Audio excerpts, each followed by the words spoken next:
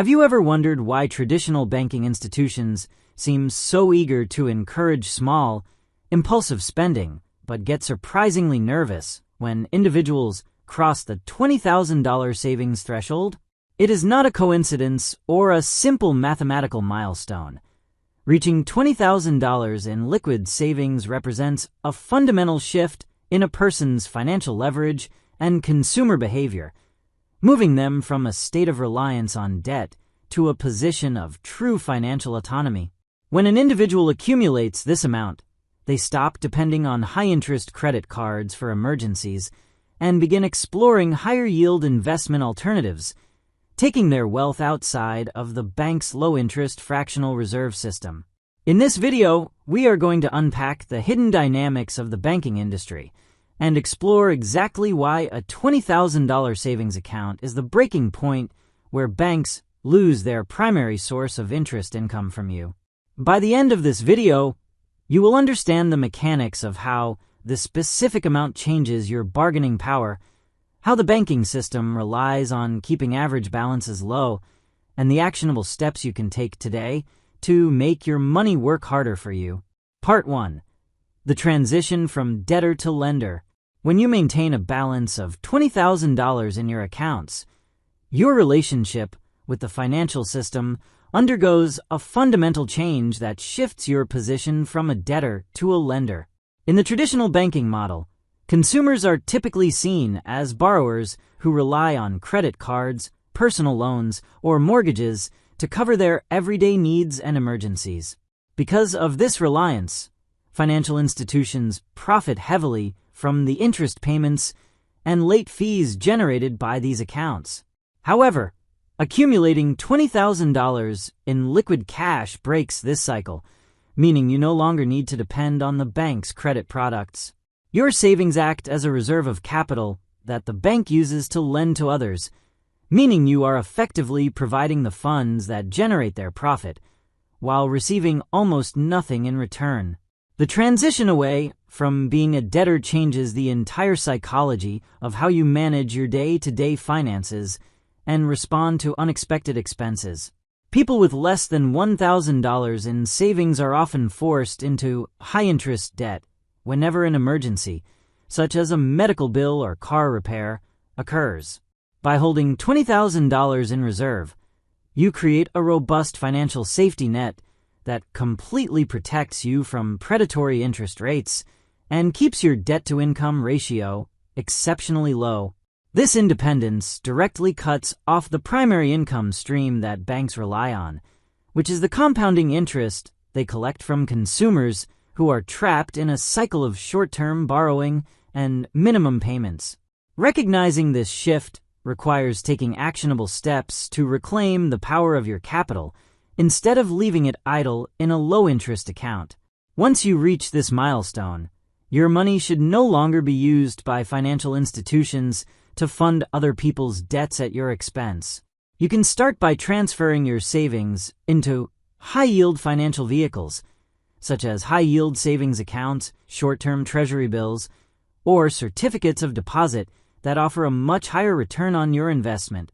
By doing this, you stop acting as an unpaid source of capital for the banks and begin acting as the lender who earns the interest, putting you in complete control of your financial destiny and long-term wealth accumulation. Part 2. The mechanics of fractional reserve banking.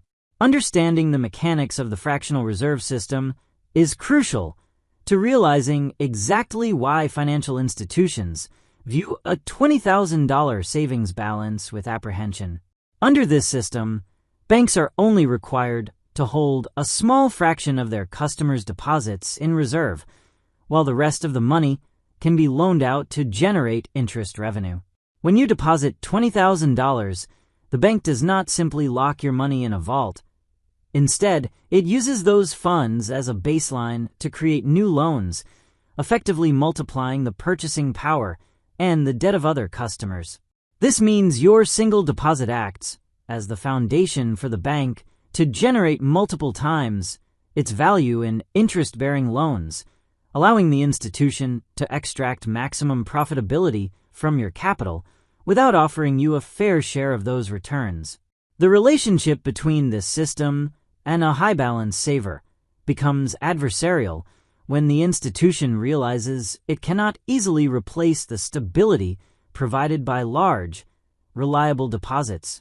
Banks depend on a large pool of small depositors who keep their balances low and rely on overdraft fees and credit card debt to sustain their accounts.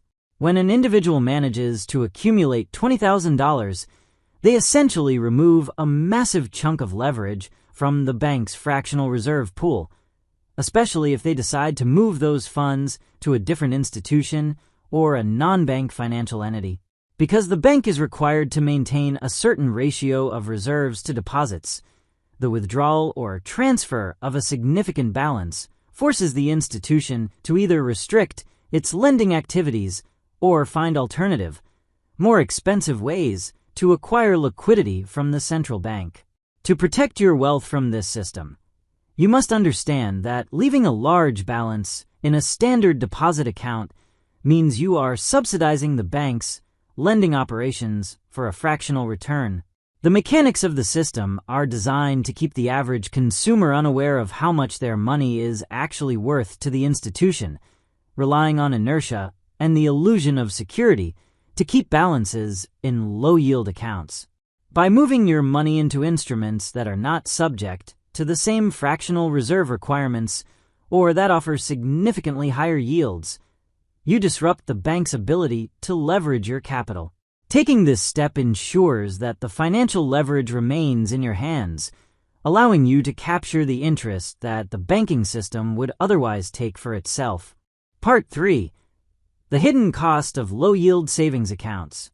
Holding $20,000 in a traditional savings account that pays an interest rate close to 0% comes with a massive hidden cost that many consumers completely overlook. The most immediate cost is the difference between what your money could be earning in a high-yield account versus what the traditional bank pays you, which can amount to hundreds or even thousands of dollars in lost annual interest. Beyond this lost opportunity, inflation actively erodes the purchasing power of your $20,000 every single year, meaning that your money is shrinking in real terms. When inflation runs at 3%, a large balance sitting in a low-yield account experiences a significant drop in its real-world value, effectively acting as a hidden wealth tax imposed by the financial system on passive depositors. To grasp the scale of this cost, consider the mathematics of compound interest over a 5 or 10-year period when comparing a standard bank rate to a competitive market rate. If you leave $20,000 in a typical brick and mortar bank earning less than 1%, you miss out on the compounding effects of earning a fair market rate, such as 4 or 5% annually. This spread creates a massive financial gap that accumulates over time, resulting in thousands of dollars that remain trapped in the bank's balance sheet rather than growing your personal net worth. The bank relies on your financial complacency, knowing that the friction and effort required to change your banking habits will keep your money exactly where it is most profitable for their bottom line. The action you must take to avoid this hidden cost is to calculate the spread between your current interest rate and the rates offered by competitive, secure financial institutions. You do not need to take on extreme risks to capture this value. You can simply open an account with a high-yield online bank or invest in short-term treasury bills that are backed by the government. By moving your money, you eliminate the gap between inflation and your return, turning a stagnant asset into an active tool for wealth generation. This simple shift in perspective allows you to stop paying the hidden cost of consumer banking and start building wealth through compound interest. Part 4. The leverage of independent bargaining power. Accumulating $20,000 gives you substantial leverage and bargaining power over financial institutions that are constantly competing for stable capital. When your account balance reaches this level, you are no longer just an average customer. You are transformed into a highly valued client whose deposits contribute to the bank's lending capacity. Banks make significant profits by cross-selling products, such as mortgages, auto loans, and investment services. Because your balance is large enough to impact their lending reserves, you gain the ability to negotiate better terms, lower fees, and higher interest rates on your own accounts.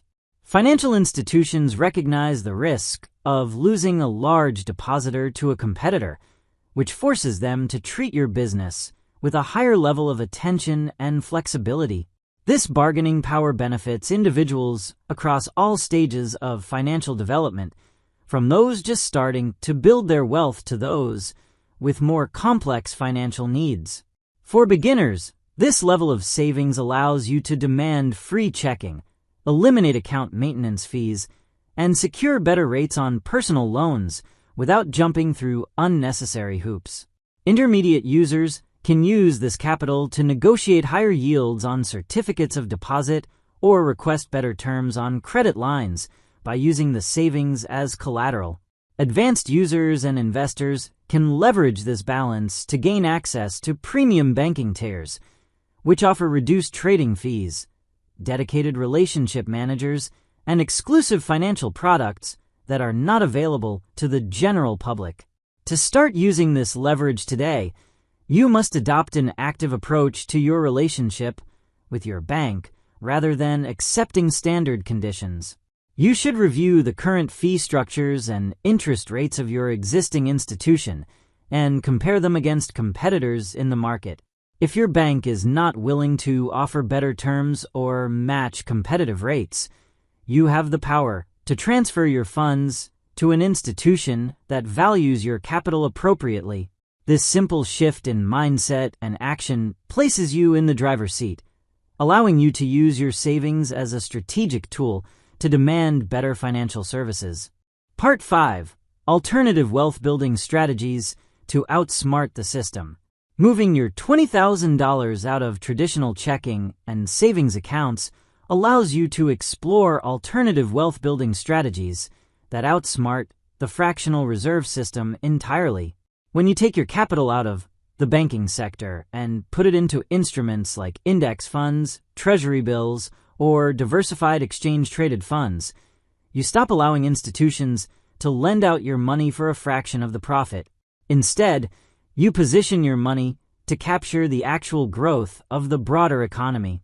These investment vehicles do not operate under the same reserve requirements as commercial banks, meaning your money is deployed directly into assets that generate real returns, dividends, and long-term capital appreciation without being diluted by the financial intermediary. For individuals at different stages of their financial journey, these alternative strategies offer scalable ways to multiply wealth according to their risk tolerance and knowledge level. Beginners can start with broad market index funds that track the performance of the entire economy, providing a low-cost, highly diversified way to grow their $20,000 without requiring constant monitoring. Intermediate investors can allocate a portion of these funds into short-term government bonds or high-quality corporate bonds to lock in guaranteed interest rates while keeping their principal secure. Advanced investors can look into real estate investment trusts or dividend growth stocks that provide a steady stream of passive income, transforming their accumulated savings into a self-sustaining engine of wealth generation. Implementing these alternative strategies requires a shift in how you view liquidity and safety in your financial life. Instead of relying on a brick-and-mortar bank to keep your cash safe while it loses value to inflation, you take direct responsibility for where your money is housed and how it grows. You can begin by setting aside your emergency fund in a high-yield account and using the rest of your $20,000 to purchase low-cost index funds through a reputable brokerage account. This proactive approach ensures that your money works for you rather than the bank, allowing you to build lasting wealth and secure true financial independence. Reaching $20,000 in savings is not just a mathematical milestone in your bank account. It is the moment you reclaim your financial power and stop subsidizing the traditional banking system. By understanding the mechanics of fractional reserve banking, avoiding the hidden costs of low-yield accounts, and moving your capital into high-yield alternatives or investment vehicles, you take control of your financial destiny. We encourage you to take action today by reviewing your current savings and exploring better ways to make your money work harder for your future. If you found this video valuable and want to learn more about how to grow your wealth, please subscribe to the channel so you never miss an update. Leave a comment below with your favorite phrase from today's discussion to let us know you are taking charge of your finances.